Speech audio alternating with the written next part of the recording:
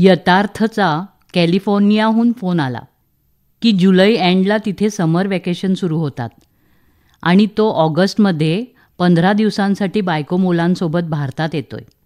Phone ठेवता ठेवता गिरीशचा चेहरा अत्यानंदाने ओसंडला होता. अगं दीपा, ऐकतेस का? आपला यथार्थ येतोय फॅमिलीसह पुढच्या महिन्यात 15 दिवसांसाठी. मग काय, दोघं उत्साहाने कामाला लागले. 15 दिवसात 2-3दा शॉपिंगला जाऊन दोघांनी घर, कडधान्य, भाजीपाला आणि फ्रीज ज्यूस, कोल्ड्रिंक्सने, आईस्क्रीम्सने ठासून भरला. पडदे बदलले, नवीन बेडशीट्स, रग्स घेतली. घरात एक जास्तीची कामवालीसुद्धा सांगून ठेवली. बागेतलं लॉन छान कापून घरातल्या जुन्या खुर्च्या रंगवून बाहेर मांडल्या. दारं, कड्या सारख्या करून घेतल्या. यथार्थच्या व मुलांच्या खोलींना रंग काढून घेतला. आणखी काही कमी तर नाही ना याची खातरजमा करून घेतली. दीपाने तर नाश्त्यापासून डिनरपर्यंत 15 दिवसाचं टाईमटेबलच आखलं. यथार्थला आवडणारा प्रत्येक पदार्थ करायचा घाट घातला. तिथून यथार्थ निघायच्या आदल्या दिवसापासून दोघांना झोप आली नाही. तो फ्लाईटमध्ये बसला असेल, दिल्लीला फ्लाईट पोचलं असेल, आता दुसऱ्या फ्लाईटमध्ये बसले असतील याची दोघे चर्चा करत राहिले. रात्र तर दोघांनी तळमळून काढली. पहाटे पहाटे तयार होऊन दोघे एअरपोर्टवर निघाले. विमानातून उतरून दोन्ही नातवांना त्यांच्या दिशेने आजी आजोबा म्हणत धावताना पाहून दोघांना हर्षवायू व्हायचा बाकी उरला. नातवांच्या किलबिलाटात नि हास्यांच्या गजरात कधी घरी पोचले कळलंच नाही. मस्त नाश्ता करून चौघेही जेटलॅग घालवायला झोपले. दीपाने उसंत न घेता सगळा साग्र संगीत स्वयंपाक केला. जेवणाची वारेमाप स्तुती करत सून लीना आणि यथार्थ भरपेट जेवले. नातवानी मात्र नूडल्स केचपसोबत खाल्लं नि ज्यूस प्याला. पहिला दिवस आराम करण्यातच गेला. त्यानंतरचे 2 दिवस खूप उत्साहात गेले. तिसरा दिवस उजाडला. नाश्त्याला बसलेले लीना व यथार्थ जेव्हा डोळ्यांनी एकमेकांना खाणाखुणा करू लागले तेव्हा दीपाच्या मनात शंकेची पाल चुकचुकली. तुपाचा भरपूर ड्रायफ्रूट्स घालून केलेला मस्त शिराही तिला बेचव लागू लागला. संधी मिळताच यथार्थने विषय काढला. आई, आज आम्ही दीपाच्या घरी जातोय.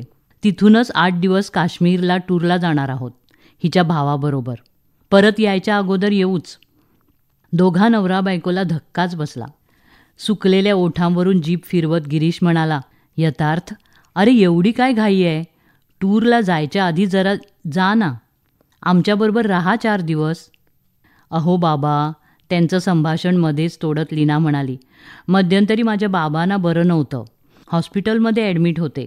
सारखा माझा ध्यास घेतला होता म्हणे. त्यांनी मला नि मला त्यांना कधी एकदा बघीनचं झालंय. अगं मग भेटून या की. दीपाने पण खूप तयारी केली आहे. तिचेही काय काय बेट ठरले आहेत. सगळे मिळून कुलदेवीला जाऊया असं ठरवलं होतं आम्ही. वाटेत खंडाळ्याला 2-3 दिवस राहायला कॉटेजेसही बुक केलेत. मागच्या वेळेलाही तुम्ही 2च दिवस इथं राहिलात नि भावाचं लग्न, आई आजारी म्हणून तयारीसाठी तू 10-12 दिवस राहिलीस की तिथे. गिरीश म्हणाला, बाबा, टूरवरून आल्यावर 2 दिवस आहेत की आपल्याकडे. कुलदेवीला जाऊन येऊ आपण. पण कॉटेजेसचं बुकिंग मात्र कॅन्सल करा आत्ताच. पुढच्या वेळेला आपण सगळं करूया. पण यावेळी लीनाच्या बाबांना प्रिफरन्स द्यायलाच हवा बाबा, यथार्थ म्हणाला. ते अगदी वाटेकडे डोळे लावून बसलेत. तुम्ही ही प्लॅनिंग केलं असेल हे ध्यानातच नाही आलं बघ आमच्या. आम्हाला वाटलं 15ही दिवस तुम्ही इथंच राहणार. दुःखी स्वरात दीपा म्हणाली. पुढचा नाश्ता तिच्या घशाखाली उतरेना. रडवेली होतच ती उठली. यथार्थ जाग्यावरून उठला.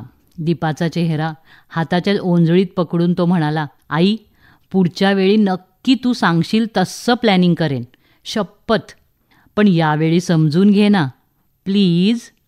दीपाने मान खाली घालून ऐकू येईल न येईल अशा स्वरात बरं म्हटलं. यथार्थ निघून गेल्यावर दीपाने स्वयंपाक केलाच नाही. आहे त्यावर निभावलं. ती पडून राहिली मरगळ आल्यासारखी. नि गिरीश कुठच्या पुरवण्या काढून वाचत बसला. 2 दिवस उत्साहाने उधाणलेलं घर निशब्द ओकबोकं झालं.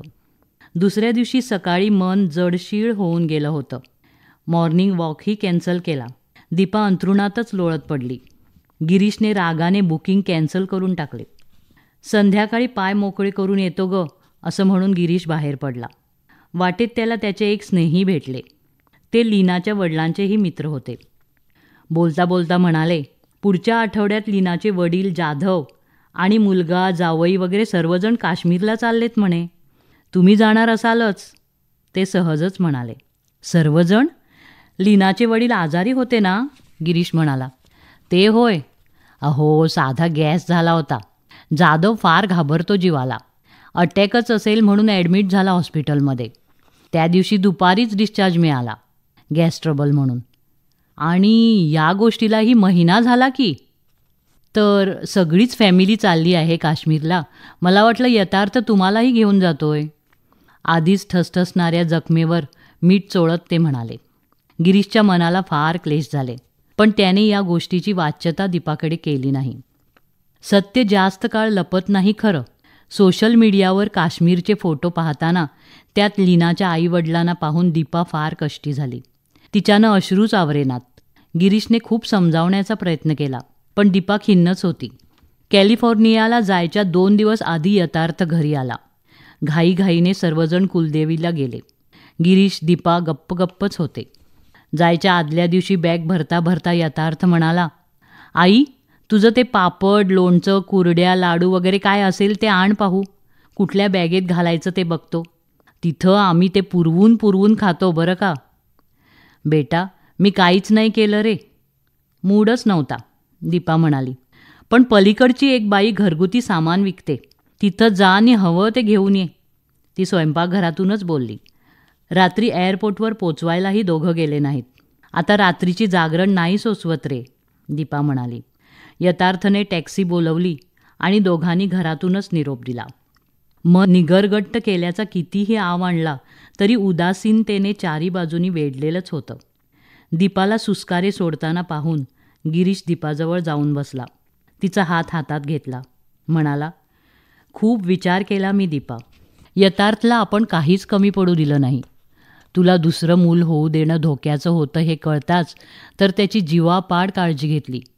स्वतःचं मन मारून जगलो. माझा पगारही जास्त नव्हता त्यावेळी. तो मोठा होऊ लागला, सगळ्यात चमकू लागला, तसं त्याचं ट्युशन, क्लासेसचे भरमसाठ पैसे होतात म्हणून तू नोकरी धरलीस. 15 वर्षांनी रिटायरमेंट घेणार म्हणत त्याच्या उच्च शिक्षणाचा खर्च, त्याचं परदेशातल्या शिक्षणाचं कर्ज फेडण्यासाठी तू रिटायरमेंटपर्यंत सर्व्हिस केलीस. मनात असूनही कुलदेवीला सोडून आपण कुठंच हिंडलो फिरलो नाही. आता तुझं माझं पेन्शन येतं. डोक्यावर स्वतःच्या घराचं छप्पर आहे. खर्चही जास्त नाही आपल्याला. गिरीशने पॉज घेतला. दीपा मन लावून त्याचं बोलणं ऐकत होती. तो पुढे म्हणाला, तर दीपा, आता आपण लाईफ एन्जॉय करायचा बरं का. आपण खूप फिरूया, यात्रा करूया, आपल्याला योग्य वाटेल त्या संस्थेला देणग्या देऊया, अडलेल्या नडलेल्यांना मदत करूया. संसार, सहजीवन असं म्हटलं की डाव्या उजव्या गोष्टी असणारच. काही चांगल्या, काही खटकणाऱ्या. या खटकणाऱ्या गोष्टी आपण काळाच्या ओघात सोडून देऊ.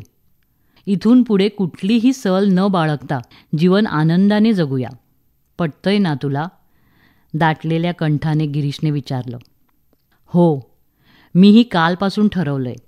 आता कुठलीच गोष्ट मनाला लावून घ्यायची नाही. आपल्या संसारात यथार्थ खुश आहे ना?